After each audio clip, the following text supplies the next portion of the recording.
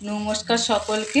আজকে বছরের শেষ দিন, আমার ইউটিউবে 100 সাবস্ক্রাইবার হয়েছে। তোমরা এইভাবে আমার পাশে থেকো, তোমাদেরকে অসংখ্য ধন্যবাদ। আজ আমি বানাবো চিকেন কষা। তো তার জন্য আমি নিয়েছি 1 কেজি মাংস। তো এতে দেব 1 চামচ রসুন বাটা, 1 চামচ আদা বাটা, আর দিয়ে দেব 1 চামচ কাঁচা লঙ্কা বাটা, 2 চামচ কাঁচা লঙ্কা বাটা।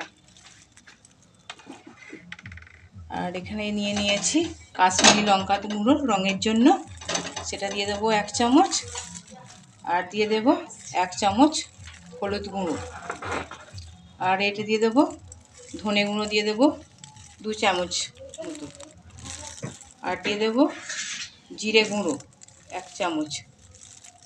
আর দিয়ে দেবো গোলমরিচের গুঁড়ো 1 চামচ দিয়ে এখানে নিয়েছি টক দই। টক দইটা আমি 100 গ্রাম মতো নিয়েছি, সেটা দিয়ে দেব। আর একটা পাতি লেবু নিয়েছি, সেটা দিয়ে দেব। ভালো করে রসটা দিয়ে ম্যারিনেট করে নেব আমি।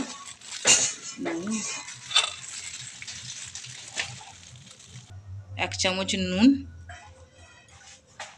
আর দিয়ে দেব কিছুটা সর্ষের তেল দিয়ে এবার আমি ভালো করে ম্যারিনেট করে নেব। মাংসটা সুন্দর করে ম্যারিনেট করে নেব। তো আমার ম্যারিনেট করা হয়ে গেছে, আমি এটা ঢাকা দিয়ে 30 মিনিট রেখে দেব।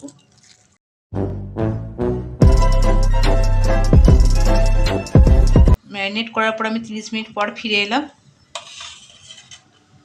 তো আমি একটা কড়াই বসিয়ে দিয়েছি, কড়াইয়ে আমি তেল দিয়ে দিয়েছি।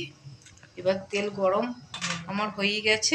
আমি এবার এই মশলাগুলো নিয়েছি ফোড়নে দেওয়ার জন্য। নিয়েছি লবঙ্গ, এলাচ, দারচিনি, গোটা জিরে, 2টো শুকনো লঙ্কা, 2টো তেজপাতা। এগুলো আমি ফোড়ন দিয়ে দেব।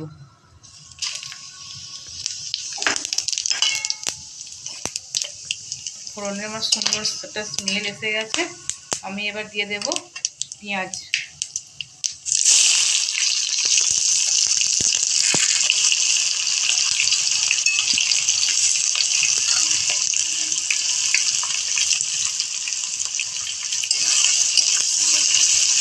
পেঁয়াজগুলো আমি হালকা করে ভেজে নেব। খুব সাদা ভাবও থাকবে না, আর খুব লালও হবে না, হালকা হলুদ হলুদ ভাব হবে, সেরকমভাবে আমি ভেজে নেব পেঁয়াজগুলোকে। তো দেখো আমার এটা হালকা হলুদ ভাব হয়ে গেছে পেঁয়াজটা। আমি এবার এখানে দিয়ে দেব 1 চামচ রসুন বাটা, 1 চামচ আদা বাটা, আর দিয়ে দেব। দিয়ে ভালো করে মশলাটা একটু ফ্রাই করে নেব, যতক্ষণ না আদা রসুনের গন্ধটা কাটে। কাঁচা গন্ধ আমার রসুনের কাঁচা গন্ধ, আদা রসুনের কাঁচা গন্ধটা কেটে গেছে। এইবার আমি দিয়ে দেব হলুদ গুঁড়ো। হলুদ গুঁড়ো দিয়ে দেব 1 চামচ। আর দিয়ে দেব রঙের জন্য কাশ্মীরি লঙ্কার গুঁড়ো 1 চামচ। আর দিয়ে দেব 1 চামচ জিরে গুঁড়ো। আর দিয়ে দেব 2 চামচ ধনে গুঁড়ো দিয়ে কাঁচা লঙ্কা পেস্ট করে রেখেছিলাম, সেটা দিয়ে দিলাম। থেকে আমার তেল ছিঁড়ে গেছে, আমি আগে থেকে টমেটো পেস্ট করে রেখেছিলাম, সেটা দিয়ে দিলাম। দিয়ে ভালো করে মশলাটা দিয়ে ভালো করে কষিয়ে নেব, সুন্দরভাবে কষিয়ে নেব। নুন পরিমাণ মতো নুন দিয়ে দিলাম, দিয়ে আবার ভালো করে একটু নুনটা দিয়ে ভালো করে কষিয়ে নেব সুন্দরভাবে। তো মশলা থেকে আমার পারফেক্ট একদম তেল ছেড়ে গেছে। এবার আমার ম্যারিনেট করা আমি চিকেনটা দিয়ে দেবো, দিয়ে ভালো করে মিশিয়ে কষিয়ে নেব আমি সুন্দর করে। তো দেখো মাংস থেকে এখন তেল ছেড়েই গেছে, আর মোটামুটি কষা হয়েই গেছে। আমি সম্পূর্ণ রান্নাটা বাটা মশলা দিয়েই করেছি। তোমরা বাড়িতে একবার ট্রাই করবে, দেখবে খুব ভালো লাগবে। আমি আগে আলুগুলো ভেজে রেখে দিয়েছিলাম, সেই আলুগুলো দিয়ে দিলাম, দিয়ে ভালো করে এবার মাংসটা আবার মিক্স করে নেব, আলুগুলো মশলাতে মাখিয়ে নেব, মিশিয়ে নেব।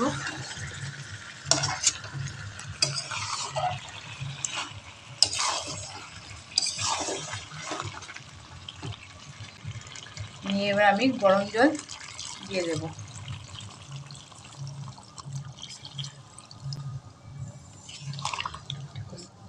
জলটা কিনে নেব। আমি এই জলটা দিয়ে দিয়েছি, যেহেতু আমি আলু দিয়েছি। এটা ফুটবে, ফুটে অনেকটা জলটা কমে আসবে। আমি এবার ঢাকা দিয়ে দেব 15 মিনিট। 15 minutes later. তো 15 মিনিট পর আমি ফিরে এলাম।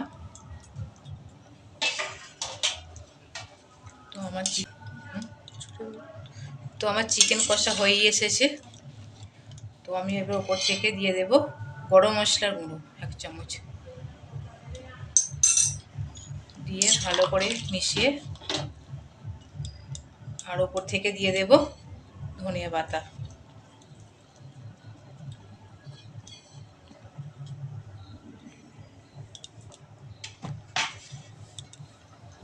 তো রেসিপিটা কেমন লাগলো লাইক কমেন্ট করে জানাবে।